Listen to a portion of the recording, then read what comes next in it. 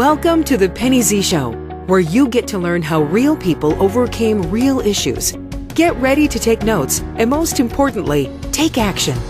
Here's your host, Penny Z. Hello, everyone. This is Penny Z with the Penny Z Show. We are focusing on transforming lives one life at a time. And we are in a series called Overcoming I'm Not Enough.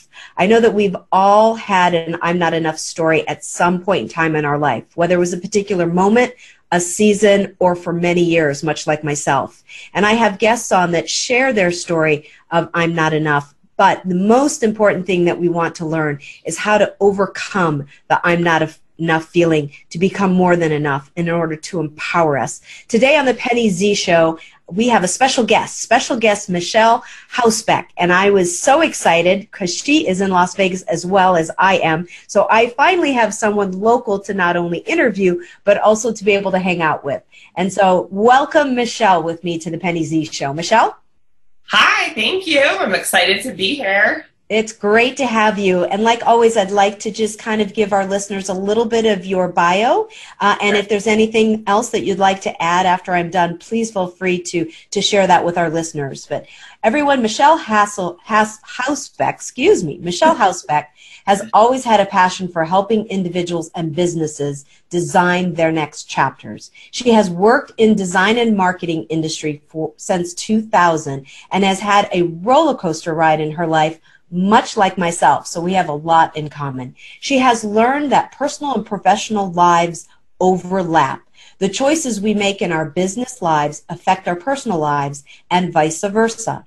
Her mission is to utilize her skills, her life experiences, and lessons learned to assist her clients in turning their passions into reality so that their next chapter can be designed on their terms.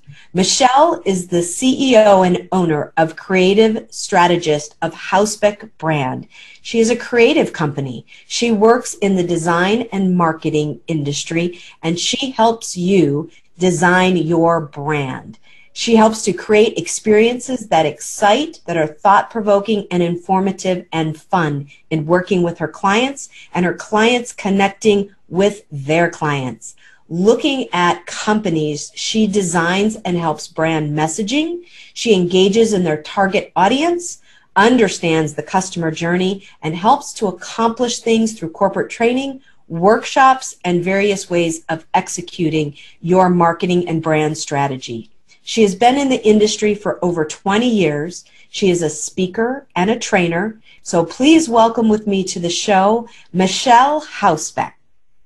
Thank you.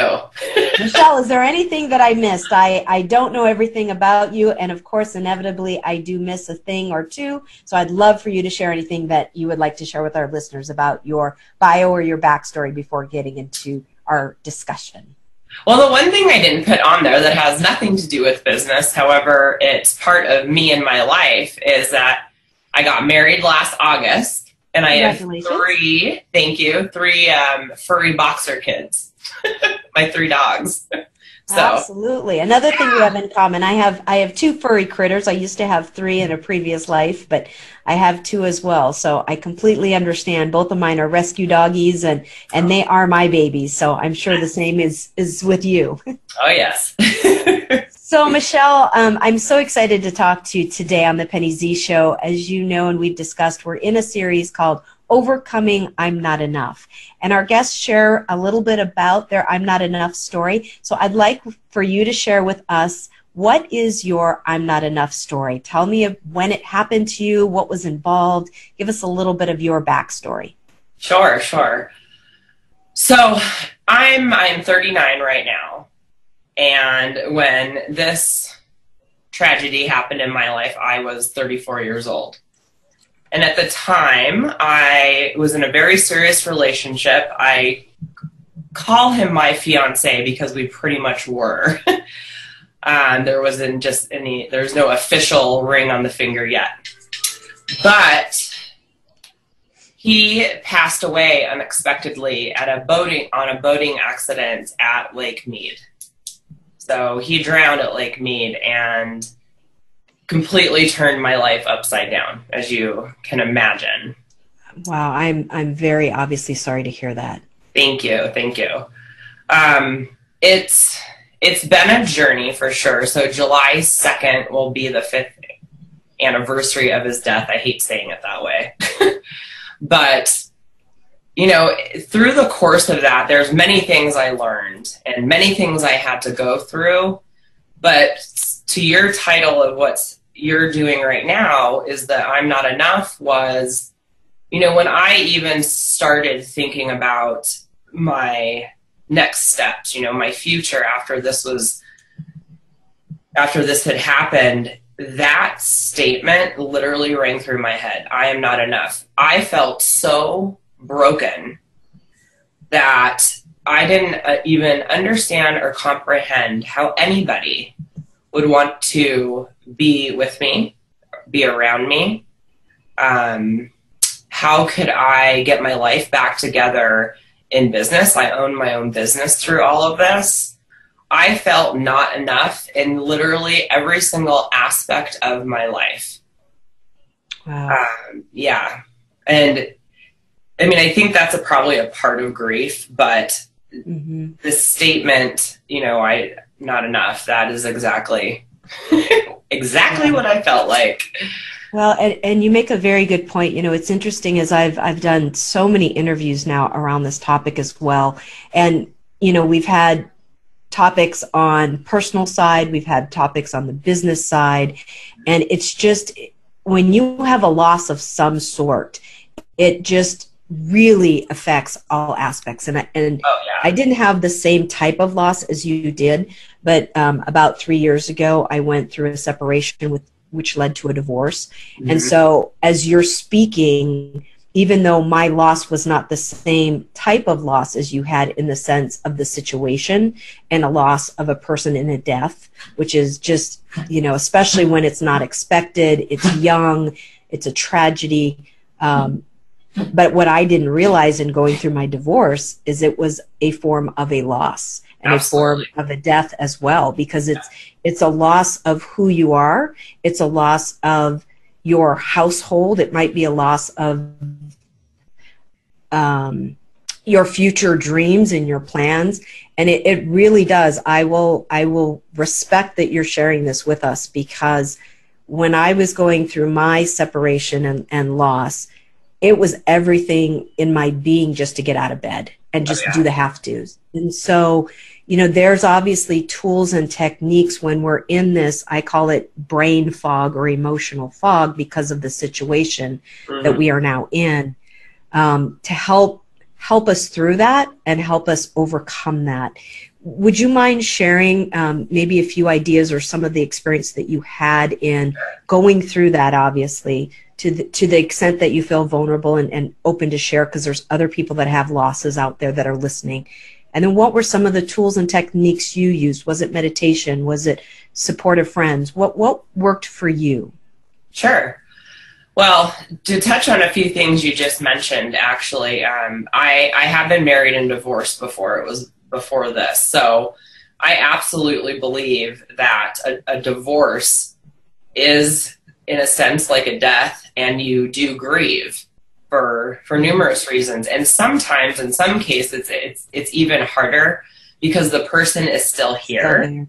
Like, there's always, you know, the what if, the possibility when someone passes away, and I'm not trying to do apples to apples here. You know, it's done. Right. So not only do you have the divorce, but now you have the I'm not enough, and then you have, for me, it was the what if game. Right. You know. Yeah. So and you know, when someone dies, there's the what if game. You know, what if, like, I wasn't there when it happened because it was during the work week. You know, what if I had been there? Right. You know, what if they left, you know, an hour earlier? I mean, there's so many what ifs as well. Right. And if we stay and play in that mindset, that's just really destructive to ourselves, you know, and maybe to the people in our world too, if they're experiencing that and feeling that energy and feeling that emotion that we're experiencing. Not to say we shouldn't allow ourselves to go through that, but not staying in that space. Right. Well, and that's, you know, I I look back on my journey and, you know, I've obviously met some people that have lost, whether it's a husband or a wife, a very similar story.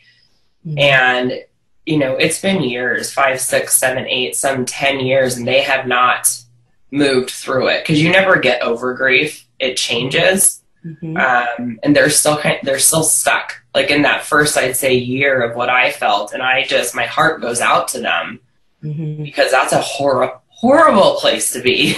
Yeah. So talking about, you know, what I did, mm-hmm. one of the things that got me off my butt to go get help was that I could not stand the way I felt. I mean, it was awful. I've shared this story a couple times before, or different aspects of it, because there's a lot involved. Mm-hmm. But one of the speeches that I share it starts off with day 4. So it was about 3 or 4 months after he had passed away, and I didn't get out of bed for 4 days. I got up to go to the bathroom, you know, to grab something to eat and to feed my dogs. They have a doggy door. I didn't even have to get up to let them out.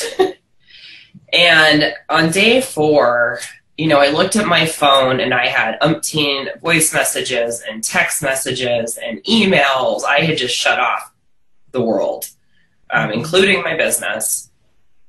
And I don't know what it was. Something struck me. I say it was God to get me out of bed. And I realized that I didn't want to live my life, the rest of my life, because I was still alive, feeling this way each and every day. So I got up and showered, which was honestly one of the hardest things to do. And unless you've been there, you know, not that I wish it on anyone, you'll understand what I'm saying when it's hard to get up and shower. We have a kindred spirit, so yeah. Yes, I'm not feeling alone right now in my space, because I know exactly what you're. Well, I know what you're feeling in my shoes, in your shoes. So. Yeah. And I had investigated and found a therapist, but I never got as far as booking an appointment, because I knew I would have to talk about things, and I'd feel probably even worse than I did.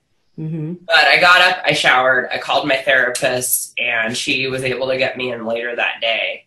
But that whole day, the getting up, the showering, the calling the therapist, the getting in the car to go to the therapist for the first time, those steps were so hard, and I wanted to turn back every single step of the way. And I had a really good excuse if I wanted to say, no, I'm not going to do this today.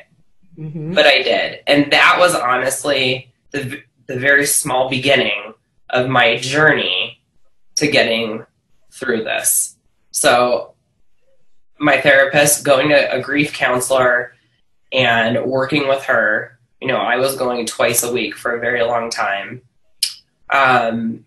Journaling, writing letters, whether it was to Shane was the name of my fiance that passed away. Writing letters to his son, writing letters to people that upset me during this whole process. Mm-hmm. It's very healing to do that. Yeah. I've done that. And I never gave the letters, honestly, out to anybody. Because it's for yourself. Yeah. It was just very therapeutic. Mm-hmm. And, you know, I surrounded myself with my very close-knit circle and learned very quickly who was not going to be in that circle. True colors come out. Yes. In tragedy sometimes. That's very true. But unexpected surprises, good things also come out as well. I will say that I became a bit of a recluse with my small circle. I did not go out and network for my business, which is something I have always done for probably a good 1.5 years, because I didn't know how to answer questions. Are you married? Do you have a boyfriend? Do you have kids? No idea how to answer those at that point. And not wanting to, probably. Because everybody asks you those questions, right? So it's a new person on that end, but you're the same person on your end and having to re-answer the question over and over again. Yeah. Right. Well, and one big lesson I learned through this, like, for instance, no one knows what to say in a situation like that. And when you're on the receiving end, you know, the I'm sorry's and how are you doings are, at first I got a little upset with people asking me that, but I realized I did that, you know, before this happened to me. No one knows what to say. So now if somebody says something to me, I just say, I don't know what to say. There's no good words, you know, I'm here for you, or whatever it is. But I also learned to be patient with people. I think through this whole process as well, and patient with myself. I'm still, to this day, I go through grief things. I don't know what else to call them. But it's taken a lot of work being intentional about wanting to feel better, learn how to process things, learn triggers, identify really what the root core of what I'm feeling is, and then tackle that. So I'm a self-improvement junkie nowadays because it's worked so well, and truly made me a better person even through tragedy. Absolutely. I agree with you 100%. I think I was a self-improvement, self-empowerment person before my tragedy, but also through life lessons, not just the one divorce. So I agree with you. And I just want to acknowledge and thank you and share a few things and kind of go back with a few things that you touched on, because I really think that this was very impactful when you started about when you talked about you woke up on that fourth day or after that fourth day and decided to take action. I 100% understand exactly where you're coming from. There was every part of my being that did not want to get up. I don't know what the power in me, but the power in me, like you had mentioned, was God. And it was like, get your big girl pants up. Right. And at least, get out of the bed and get out of the house. And so our minds are our worst enemies. And so I want to congratulate you for, even though you were maybe fearful, or even though you didn't want to take those first steps and you didn't want to get out of bed, shower, and get out of the house and you know, drive to the counselor. Congratulations for pushing past those thoughts in your head, because that's where we start making change, is when we're fearful or we don't want to do something, but we push past that. And I just want to acknowledge you for sharing that on the show, because I don't know that we've shared that thought in that way yet. And I think that's very important. Thank you. And, you know, just to add to that a bit, I'm not sure when this dawned on me. I really don't remember, but I know it happened, you know, within the first year or so. I realized that I had a choice of what I wanted to do with my life. And the only person that could truly change things or move in a different direction was me. I had the power to do whatever I wanted to do, to stay stuck or to move forward. And, you know, I talk about turning pain into power, because I took the power back. You know, sometimes life does things to us and it's we didn't do anything to cause it. And it feels like life is in control, but it's not. We have the power to choose. Absolutely. And sometimes it's easy as just flipping a switch and making that choice. And other times it's a journey to make the choice, like what you were talking about. First taking the action, then pushing past your mindset and getting out of the house, journaling and writing letters. I absolutely agree with you. My gosh, that made a huge impact on my development, my personal awareness, and my growth to be able to, and it wasn't just dealing with the tragedy or the loss. What I realized is that there were other feelings that come into play in your life. And when you start journaling and recognizing those, you can say, wait a minute, I don't want to react this way, or I don't want to think this way anymore. And you can start pivoting to, like you said, to empower yourself and take back your life. Yeah, I still journal to this day, and it's about a whole bunch of different things. Yeah. I don't journal as much as I should. I will be vulnerable and honest, but I will say one of the things that I've done for almost the last 3 years since this started, and it was one of my first tasks or tools that I did was I started writing down in a gratitude journal. Every day at the end of my day, I have to write down, I choose to write down, not have to, I choose to write down at least 5 things that I was grateful for that day. And as I've mentioned in some of my presentations and talking with people, I will tell you the first couple of weeks writing down what I was grateful for when I was in that fog and in that situational depression and not wanting to get out of bed, I couldn't think of, there were, but I couldn't think of 5 things. It was very difficult just to even do that. So congratulations on continuing your journaling. You're inspiring me to get back to doing that more regularly. So thank you. Yeah. Is there anything else in coming out of your experience that you would like to share with our audience, or any other words of wisdom that you might have for our listeners? Yes. So I'll touch on 2 things. One is the whole journaling, writing letters thing. When we have thoughts and emotions appear in our heads, it has no place to go. So it just sits there and festers. And it usually makes a situation or a story that we tell ourselves very discombobulated and hard to process. So to get it out of your head, whether it's journaling, talking to somebody, recording yourself, talking out loud, in the house to the dogs, I do that a lot too, to yourself, really can help start to process the real emotions, not what's floating around in our head. So it needs to come out. I love that. I haven't heard it said in that way. And yes, I speak and talk to the dogs, and I'm taking my walks, and thank God now we have like headphones and phones, so it doesn't look like I'm crazy. I talk to myself all the time. So yes, I'm sorry for interrupting, but please, I love that. Thank you for sharing that. No, that's okay.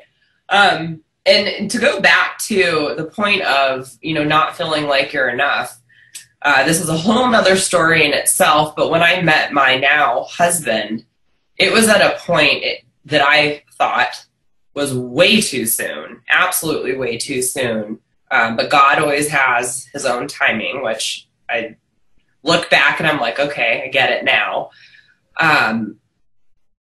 The way we view ourselves is not the way that others view us most of the time. So here's a tip that I always share. Pretend if you're, beating yourself up for some reason, put one of your friends in the place. So if you had a friend that was, had her husband, fiance pass away, and she met somebody to possibly, be interested in, what would you say to her? Would you support her? Would you, think she's crazy? No, you would want her to be happy. You would tell her that she deserves happiness, that she shouldn't feel guilty.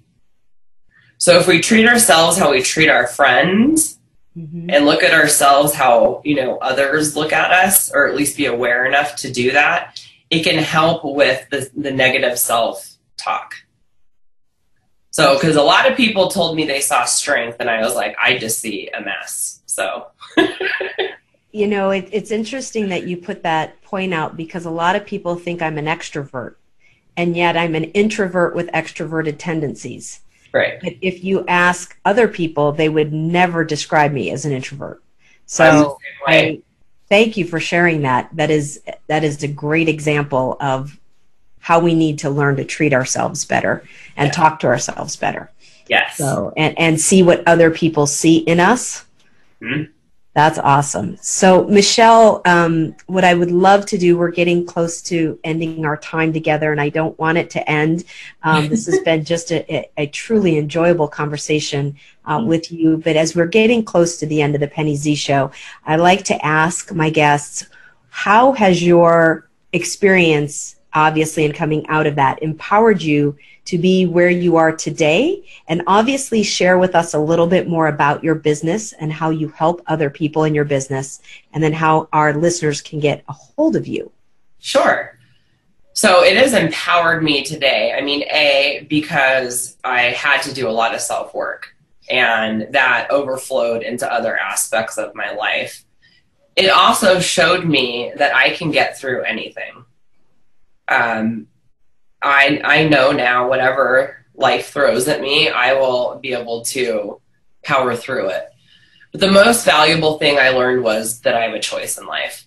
I can choose to design my life to be whatever I want it to be. And I know that I have the tool sets now to handle whatever comes at me. What was the next question? Sure. Tell us about your business from your perspective. There we go. What you do, what kind of clients you help and you're looking for, and how our listeners can get a hold of you. So This is your infomercial. All right, infomercial. So I own a Hausbeck brand, which is a brand marketing and communications company.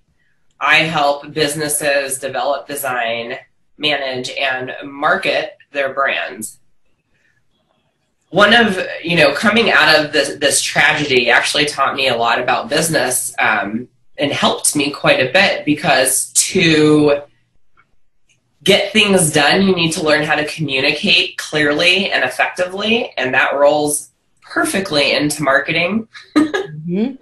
So I've taken a lot of the tools I've learned dealing with grief and actually have implemented them into my business.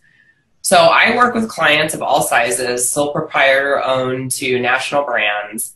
And I can deliver on execution, so actually executing the design and marketing, but as well, I come in and do corporate trainings on my industry-related topics. Excellent. Well, obviously you're doing wonderful, obviously personally and professionally. We want to wish you much success, and we also want to help promote your business. So Michelle, if our listeners would like to reach out, look at your website, or get in touch with you, how can they do that? You can visit my website. It is hausbeckbrand.com, HAUSBECK brand.com. You can email me also at hello@hausbeckbrand.com. And all of my contact information can be found on the website. Excellent. And we too, on The Penny Z Show, The Penny Z Show website, www.thepennyzshow.com, as well as our Facebook, LinkedIn, Instagram, YouTube, and other locations, will have Michelle's information for you to follow up as well, and to be able to listen to, share, and like us on all our social media pages. So Michelle, again, thank you so much for your time. I know you're a busy, successful woman, and we appreciate your energy. We appreciate your sharing today, and for being on the Penny Z Show. Thank you, everyone. Yeah, thank you as well. To everyone, thank you for listening. This is Penny Z with the Penny Z Show, and have a great day. Thank you so much for listening. If you want to hear more, including specific ways to empower yourself, go to thepennyzshow.com.